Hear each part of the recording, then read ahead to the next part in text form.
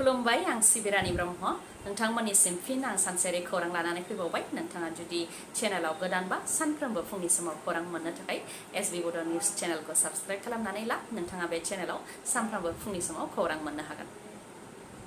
सोनाब बंग'नि पन्चायत बिसायख'थियाव थैनायनि सुबुं अनजिमाया बांनानै 8 जाबाय। सोनाब बंग'आव बिसायख'थि जायोब्ला गोबां सुबुङा थैनो गोनां जानाया गोदान खोथा नङा। थिग बेबायदिनो गुबुन बोसोरफोरनि बिसायख'थियाव दावराव-दावसि मानसि बुथारलायनाय जाथाय जानाय बायदि देग्लायनि पन्चायत बिसायख'थियावबो गोबां दावराव-दावसि जादों। भट होग्रा मिरुआव दावराव-दावसि जादों। बबेबा मिरुआव बेलट पेपारखौ लुथिदों, रिगिं खालामनाय जादों, बबेयावबा बक्सखौनो लानानै खारदों, बेलट बक्सखौनो सावनानै होनाय जाथाय जादों आरो गुलि गावनाय, बम बेफ्रुहोनाय बायदि जाथायफोरबो जादों। बेबायदिनो गिथावना बिसायख'थि जानानै थांबाय सोनाब बंग'आव। रिपर्टनि बायदिब्ला दार्जिलिं आरो केलेम्पुङावल' गोजोनै बिसायख'थिया खुंजादों। बे मोननै जिल्लाखौ एंगारनानै गंनै 12 जिल्लायावनो दावराव-दावसि जादों आरो बे दावराव-दावसियावनो गासै 8 थैनो गोनां जादों। गं8 जिल्लानिफ्राय गासै 8 जिउ खोमानो गोनां जादों। बेनि मादाव कचबिहाराव 2 बिजेपिनि मावथि आरो सासे टिएमसिनि मावथिया जिउ खोमानो गोनां जादों। मालदायाव टिएमसिनि 2 मावथि आरो सासे गुबुन सुबुङा जिउ खोमानो गोनां जादों आरो मुर्शिदाबाद, जेराव सोनाब बंग'नि जिल्लाफोरनि मादाव बांसिनै मुस्लिमफोर थानाय जिल्ला, बेयाव 3 टिएमसि, सासे CPIM आरो सासे भटारआ जिउ खोमानो गोनां जादों।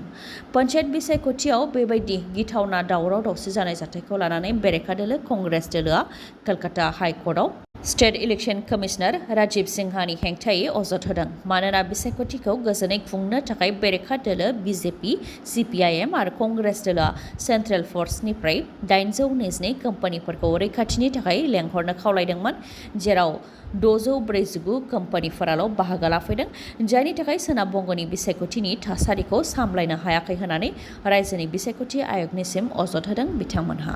मख'नो गोनांदि सोनाब बंग'आव पन्चायत बिसायख'थियाव थांनाय 2013 मायथाइयाव 15 जिउ खहा जादोंमोन।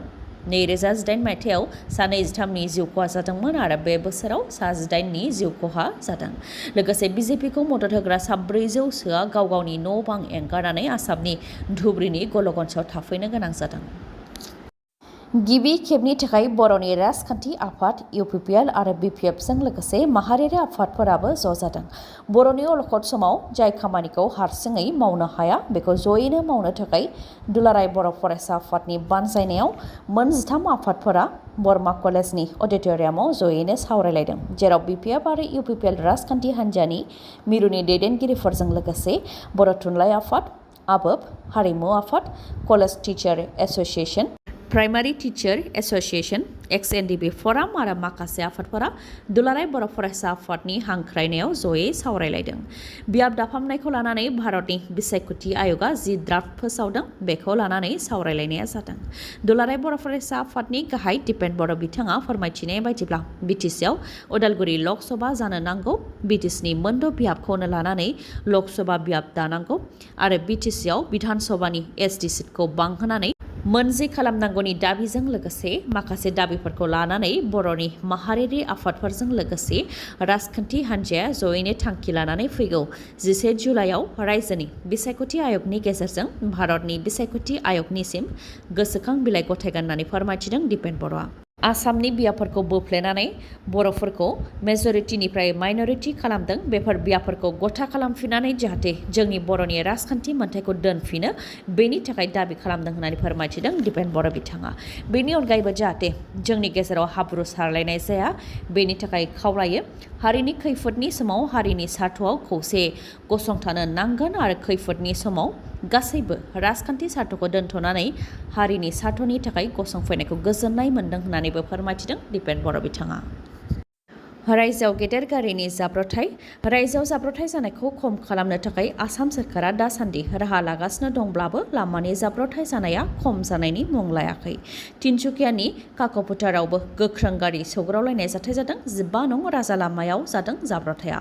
गंसे बासआ माल रोगाग्रा मेजिक गारिखौ सौख्रांदों, जायजों 11आ जोखोम जादों आरो सासेनि जिउ खहा जादों। रिपर्टनि बायदिब्ला अरुणाचलनि ट्रेन्सपर्ट बासआ गिबियाव माल रोगाग्रा गारियाव सौख्रांदों, बेनि उनाव गंसे गलायावबो सौख्रांहैदों। जाय जाथायाव मेजिक गारियाव थानाय गारि सालायग्राया गेग्रेबनाय गारिनि सिङावनो नांथानानै थानो गोनां जादों। गुबुन फारसेथिं बास सालायग्रा आरो हेन्डिमेनजों लोगोसे जोखोम जानाय सुबुंफोरखौ फाहामथायनि थाखाय तिनसुकियानि देहा फाहामसालियाव लांनाय जादोंमोन, जेराव गारि सालायग्रा शाहजाहान आलीआ थैनो गोनां जादों। फारसेथिं उदालगुरि बियाब जानांगौनि थाखाय आरो बिटिसिआव बिधान सभानि एसटि खथाया बांनांगौनि थाखाय दाबि, बेराफारसेथिं दोलोखौ गोख्रों खालामनानै बिसायख'थियाव देरहानांगौनि थाखायबो गोख्रों थांखिफोर लादों बिपिएफ दोलोआ। क'क्राझार जिल्लायाव गरखा सेल बिपिएफनि जिल्ला समितिनि समायखिरा लानाय हाबाफारिजों लोगोसे जयनिं हाबाफारि लादों, जेराव बाहागो लादों खाम्फा बरगयारिया। बिपिएफ दोलोआ गासै हारि माहारि आरो धोरोमनि सुबुंखौ खौसे खालामनानै एमपि बिसायख'थियाव देरहानो थाखाय खामानिखौ मावगासिनो दङ। बेनि उनाव बिटिसि बिसायख'थियावबो देरहानानै सोरखार दागोन आरो 2026 मायथाइनि बिधान सभा बिसायख'थियावबो सिगांनि बायदि 12 बियाबावबो देरहासारनाय बायदि 15 बियाबावबो बिपिएफ दोलोआ देरहासारनो थाखाय गोख्रोङै खामानिखौ मावगासिनो दं आरो देरहासारनायनि उनाव आसामाव जाय सोरखार सालायगोन बे दोलोजोंनो एलायन्स जागोन होननानै फोरमायथिदों खाम्फा बरगयारिया।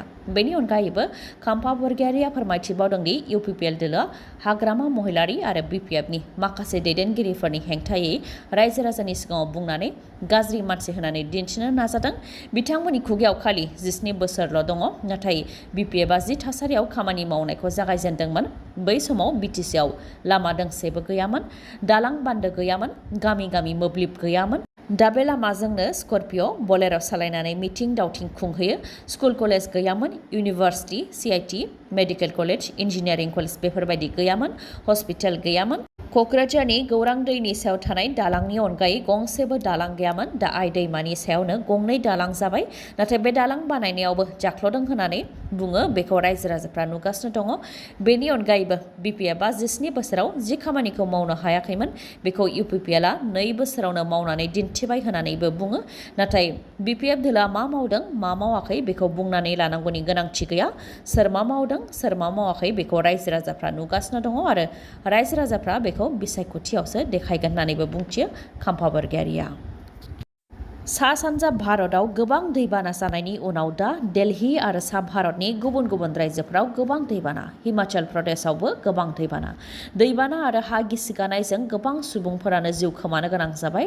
न' बां, लामा सामा, स्कुल कलेज आरो मावख'फोराव जेरैथिंबो दैजों लोमसावनाय। गोबां दैबाना आरो हा गिसिगानाय जाथाय जानायनि थाखाय हिमाचल प्रदेशनि स्कुल आरो कलेजफोरखौ बन्द खालामनो गोनां जाबाय। हिमाचल प्रदेशनि दैमाफोरा उसिफावनायनि थाखाय आरो गोबां अखा हागोननि थाखाय गोबां जायगायावनो रेड एलार्टबो फोसावनाय जाबाय। दासिम 14 गेदेर हा गिसिगानाय जाथाय जाबाय। 700 लामाफोरखौ बन्द खालामनानै दोननो गोनां जाबाय आरो दासिम 7 सुबुङा जिउ खोमानो गोनां जाबाय। कुल्लु जिल्लायाव थानाय बिस दैमाया उसिफावनायनि थाखाय आरो गोबां दाहार जानायनि थाखाय गोबां गारि मटर, न' बां, दखान बायदिफ्राबो दैजों बुखारलांजानो गोनां जानायखौ मिथिनो मोननाय जादों। गसाइगावआव हानि जेंनाखौ लानानै दावराव दावसि। हानि जेंनाखौ लानानै दावराव दावसि जानाय न'खराव खौरां लाहैदों EM रेवरेवा नार्जिहारि बिथाङा। गसाइगाव महकुमानि सिङाव थानाय सिमलताबो पुलिस आउटपस्टनि सिङाव गकुल खाता ब्लकआव जादों बे जाथाया। नरेन सरकार आरो इद्रिस आलीनि गेजेराव दखरसे हाखौ लानानै दावराव दावसि जादों। फोरमायथिनाय बायदिब्ला हानि जेंनाखौ लानानै माखासे सान सिगांनिफ्रायनो सानैनि गेजेराव दान्थे बिदान्थे जाबोबाय थादोंमोन। जाथाय जानाय सानखालिबो सानैजों दुब्लियाव नांज्लाय खमज्लाय जादोंमोन। बेनि उनाव नरेन सरकारा गावनि न'आव फैबायमोन। नाथाय इद्रिस आलीया मोनाबिलि समाव गावजों लोगोआव न'खरनि 7-8सो सुबुंखौ लोगोआव लाफानानै नरेन सरकारनि न'आव फैनानै नरेन सरकारखौ गाज्रियैनो गाग्लोबफैदों, जायजों गाज्रियैनो जोखोम जादों नरेन सरकारा। जाथायखौ खौरां मोननायनि उनाव खौरां लाहैदों बिटिसिनि EM रेवरेवा नार्जिहारि बिथाङाबो। खौरांखौ जोबजासे नायनायनि थाखाय गोजोन्थों। नोंथाङा जुदि खौरांखौ मोजां मोनदोंबा अन्नानै लाइक, कमेन्ट आरो शेयार खालामनो दाबाव। गोजोन्थों।